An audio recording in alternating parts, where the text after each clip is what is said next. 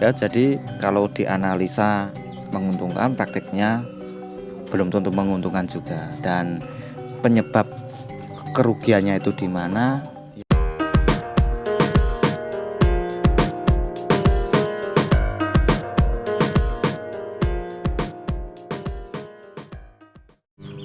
Halo peternak semuanya, apakah dalam beternak ayam kampung Anda masih mengalami yang namanya rugi?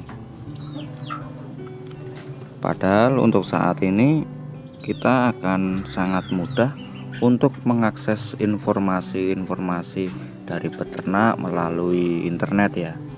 Sudah banyak tutorial-tutorial soal beternak, kita tinggal cari saja informasi di situ. Tapi kita sudah cari informasi di situ, terus kita praktekkan, dan tetap saja masih rugi. Tidak seperti yang ada di tutorial. Sebenarnya itu bukan salah siapa-siapa ya, itu salah kita sendiri. Kalau di tutorial soal keuntungan dari beternak ayam kampung seperti itu hanya sebagai acuan saja. Kalau buat patokan ya saya rasa itu tidak bisa ya, karena dalam sebuah analisa atau teori dari beternak yang membahas soal keuntungan, itu yang diambil waktu masa puncaknya, atau ya bisa dikatakan masa jayanya ya. Seperti kalau di petelur atau di ayam kampung petelur, kita buat analisa itu ketika ayam itu produksi telur itu pada puncaknya. Jadi pada masa puncak petelurnya banyak, terus produksi per hari sekian persen, biaya pakan sekian, hasilnya terus sekian, seperti itu, makanya untung. Terus kalau di pembesaran ya sama, hasil tetasannya itu pas banyak ya, banyak yang menetas. Terus ketika kita masih dalam proses pembesaran, ayamnya hampir hidup semua, dan bisa dikatakan sedikit minim ya, minim yang mati. Terus ketika panen, harga jual ayam itu waktu lagi naik. Jadi ya kalau ayamnya banyak yang hidup, terus harganya pas bagus, pas lagi naik, ya mau gimana pun ya nantinya juga untung.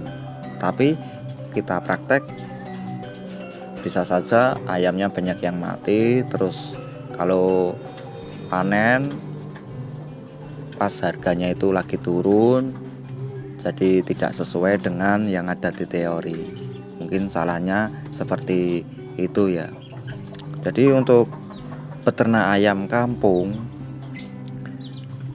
kalau rugi, yang bisa mengatasi kerugian itu atau mencari solusinya itu siapa? Ya kita sendiri mas bro. Kita sendiri yang tahu, yang bisa ya kita sendiri. Contohnya seperti ini, Anda beternak ayam kampung dengan sistem seperti kita ya, sistem petelur. Anda ikutin, terus dikasih pakan yang bagus, tapi kok telurnya tidak banyak, produksinya cuma sedikit, bahkan tidak bertelur. Itu solusinya apa mas? Ya kita kan tidak tahu asal muasalnya ayam yang diternak tadi. Ya bisa saja itu ayam dari pasar, yang belinya dari pasar, terus dikasih di kandang baterai, atau indukan yang punya kita sendiri, tapi indukannya itu awalnya full umbaran, terus kita tangkap, kita masukin ke kandang baterai dan dikasih pakan yang bagus seperti pakan saranmu mas, dan ternyata hasilnya tidak sesuai. Ya bisa saja itu tidak sesuai karena ayam yang tadinya diumbar terus dimasukkan ke dalam kandang baterai ini, misalkan ya, ayam tersebut walaupun dikasih pakan yang bagus, itu tetap akan berhenti berproduksi untuk sementara waktu, bahkan bisa 1 minggu atau 2 minggu, bahkan berbulan ya. Kenapa kok bisa begitu? Karena ayam tadi yang awalnya itu full umbaran terus dimasukkan ke kandang baterai, di situ ayam akan stres mas bro. Jadi ayamnya itu ketika stres dia tidak akan berproduksi walaupun dikasih pakan yang bagus. Nah kalau seperti itu solusinya gimana? Ya solusinya kita bersabar, nunggu ayam itu beradaptasi lagi. Tapi berbeda lagi kalau emang kita beternak dengan tujuan petelur, terus kita bisa setting dari kecil yang dimana kita peliharanya itu di kandang yang menggunakan kandang box. Jadi ketika dewasa ayam tersebut akan terbiasa di model kandang seperti itu. Terus setelah memasuki masa produksi, maka ayam tersebut tidak akan stres lagi karena dari kecil sudah terbiasa di kandang box atau kandang baterai ya.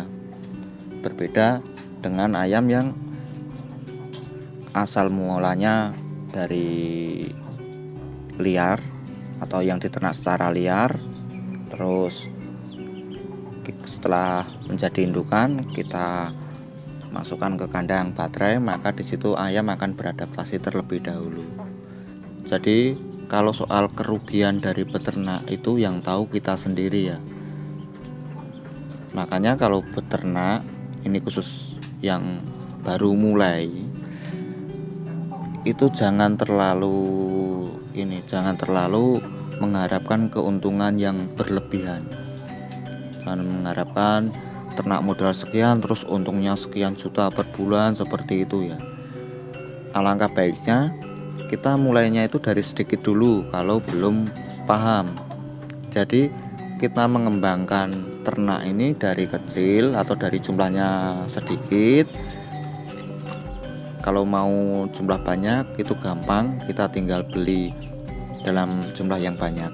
Tapi kalau kita peternak yang mulainya dari sedikit dan kita mengembangkan itu secara bertahap, maka setiap masalah-masalah yang ada di kandang nanti kita akan tahu sendiri dan juga kita nanti bisa mengatasinya.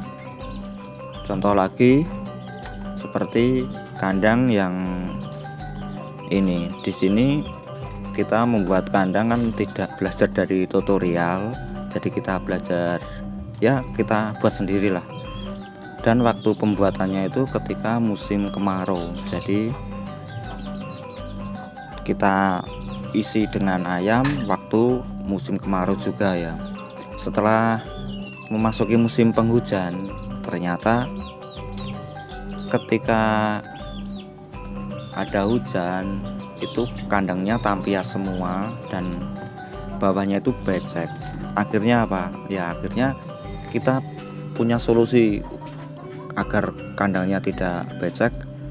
Kalau hujan ya kita kasih tirai, jadi kalau ada hujan kita tutup, atau sore hari kita tutup. Terus untuk lantai kandang itu karena hujan tampias akhirnya becek. Agar tidak becek kita kasih sekam. Nah ternyata setelah kita kasih sekam, sekamnya itu pada keluar kandang semua, karena ya ayam kampung tahu sendiri ya, hobinya itu mengorek-ngorek alas kandang. Jadi sekamnya pada keluar semua. Dan setelah kita tahu seperti itu, akhirnya apa ya, akhirnya kita tambahkan lagi penutup di bagian bawah seperti ini. Dari cerita tadi berarti apa? Berarti kita bisa menyimpulkan bahwa kekurangan dari ternak itu yang tahu ya kita sendiri mas bro. Terus kalau soal analisa, yaitu anggap saja sebagai ini mas bro, sebagai acuan penyemangat saja ya. Jadi jangan buat patokan kalau kita beternak nanti hasilnya sekian juta per bulan seperti itu. kalau kurang jelas lagi, ini saya kasih contoh lagi ya. Kita buat teori analisa soal beternak ayam kampung, terus modalnya indukan 2 ekor seperti ini, terus kita tetaskan per periode, dan setelah menetas kita besarkan, nantinya kita panen dalam waktu sekian bulan panen atau per 2 minggu panen dan lain sebagainya ya. Itu kan teorinya, tapi prakteknya udah pernah kita bahas di video sebelumnya. Prakteknya tidak bisa karena apa? Ada masalah soal mesin penetas, yang dimana mesin penetas itu mengalami error ya. Nah itu kan bisa diatasi mas. Kalau soal mesin penetas ya nggak bisa friend. Bisanya itu diperbaiki. Kita memasukkan telur ke mesin penetas itu per 2 minggu sekali misalkan ini. Jadi kita memasukkan telur pertama itu sampai usia telur tersebut di dalam mesin penetas itu 2 minggu. Setelah 2 minggu kita masukkan lagi telur, walaupun jumlahnya berapa butir lah ya, intinya rotasi seperti itu.